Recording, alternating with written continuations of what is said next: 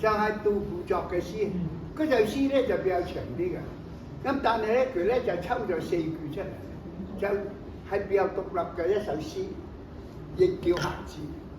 咁咧佢前後咧都有嘅，啊，杜甫嗰首客至比較出名啲嘅。咁咧佢咧就舍南舍北，舍就表示一間屋啊，一間府邸啊，皆春水啊。但見群鶩日日來，花徑未曾緣客掃。蓬門今次為君開。咁嘅時候咧，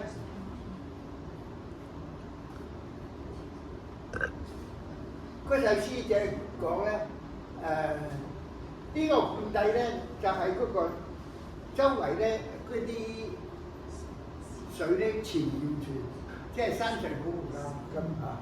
咁咧，而且咧。咁嘅時候咧，就見到嗰啲海鷗啊，群鷗咧就不單止自然海鷗，還是沙鷗。沙鷗你哋有冇睇過？有，都差唔多同海鷗啦。咁咧日日都嚟嗰度就啲嘢食啦，有嘢食就係啦。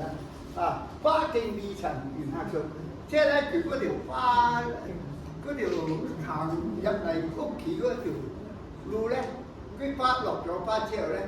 唔得閒有人掃，蓬門今次為君開。我咧打開自己對門咧迎接客人咁嘅意思。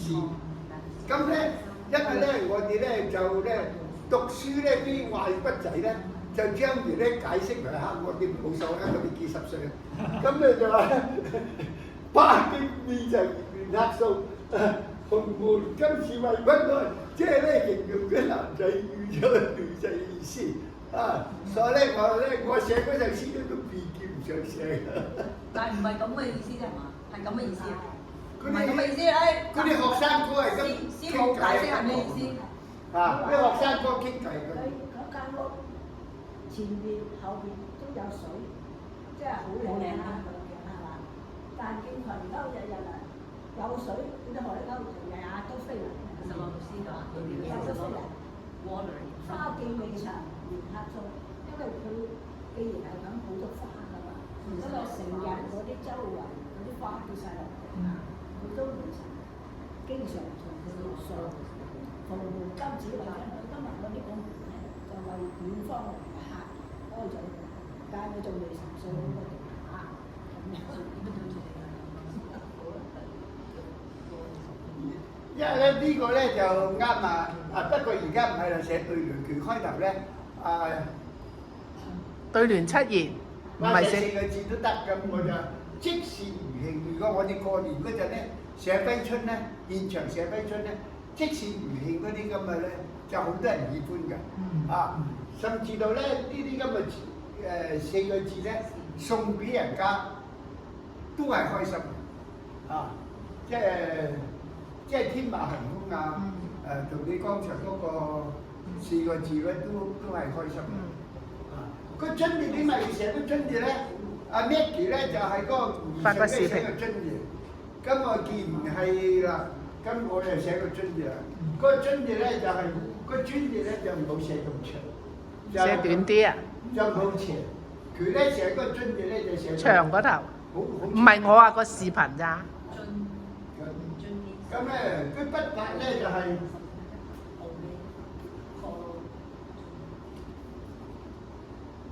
我支筆咧比較大啲，佢墨水比較多，係一筆寫成。即係咧，你個筆膽咧要大，潤水就要多啲水，但係你就冇滴墨。你嗰張係3色書嗰隻係普通嘅書。佢應該半生熟啊。半生熟。而且好薄嘅，唔係厚嘅。薄嘅。但係咧嗰支筆咧，你寫嗰陣咧，他說他是一筆過，就是沒有再點墨。滴完之後先開始點。咁佢支筆好大嘅。如果你個筆咧還滴水咧，千萬唔好落筆嚇。夠，他的筆是全有，就是很即係比你想象中要大嗰隻，咁佢咪慢慢壓落去咯。寫得慢啲，佢就慢慢滲。你喺呢個國際畫廊嗰度展覽過咁，我嗰度咧就有一首插畫詩，嗰首插畫詩咧究竟係我太太寫咧，還是我寫咧？可能係一個人一半都唔定嚇。咁就嗰個英文 B 喺度咧，海闊天空任路長，何須千里獨腳。呢句話咧就係我太太寫。肯定啦。海闊天空任咁咧點解喺空中嗰度 B 啦？個國界就唔使簽證啦嚇。所以呢啲佢咧比較幽默啲，何須千里獨腳。誒老師個簽字係咁嘅咩？簽證個簽啊？係咪竹花頭啊？應該係12/13，應該12/13。係啊，竹花頭啊，竹花頭㗎？係啊，哦，個簽證個簽字。因為咧我咧就唔係好計較呢啲咁嘅嘢。啊唔係咁，你有冇人咁寫先？我諗今寫都得，我諗個個。啊咁寫都得啊，得你得。應該係一撇好個笑字頭啊嘛。竹花頭，係。今日我哋你先整啦，竹花頭一陣改。等陣改個樣。啊，念念高飛滿頭白，互衝烈色過福陽。我睇下有冇即先。係話咧，嗰啲白頭鷹咧就白色嘅。佢飛得高嘅時候啦，嗰個白頭鷹嗰個巢窩咧就咁大，放喺邊度咧？大家常見咧就係咧烏上池梨廠門口嗰度有一棵樹，嗰個巢咁大，哇！睇得到嘅。好大隻。2年啦，都冇消失。哇！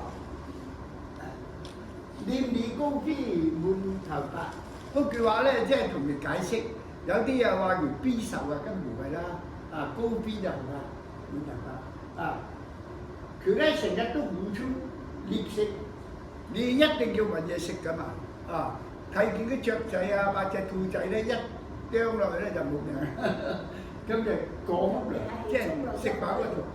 做嗰啲好在咧，飛嚟啊，天馬行空啊！嗰個咧就係我哋明年咧就馬啦，今日咧最後咧就天馬行空啦嚇，即係表示即係亂嚟。好有定力。係咪亂嚟咁解啊？定係即係好有創意無限咁啊？係啦，唔介意亂咁嚟做。係好話冇乜總之天馬行空。東東話書香迎瑞典，個意義咧，荔灣啊就好啦，嗰個。佢話你寫得好。嗰個咧低啲又得，平又得，嗰度落低啲又得，啊個意義。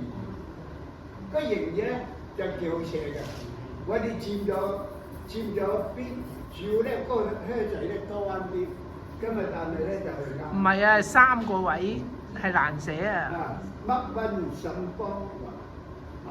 但個華字我唔收貨啊，老師。結果一本書咧就好，即係咧所謂碎語咧就有啲心思喺度。啊，係你寫㗎？就係令人間好專心嚟睇書嘅嘢。係咪你作㗎？